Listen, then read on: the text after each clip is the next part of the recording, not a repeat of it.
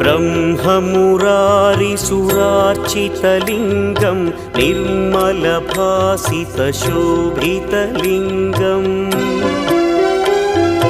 जन्मजदुःखविनाशकलिङ्गं तत्प्रणमामि सदा शिवलिङ्गम्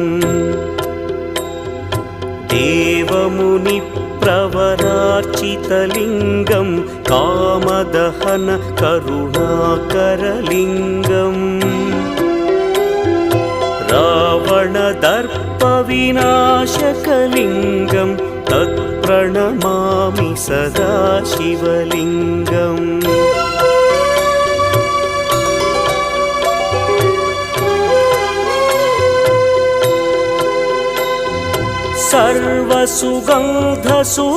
सर्वसुगन्धसुलेपितलिङ्गं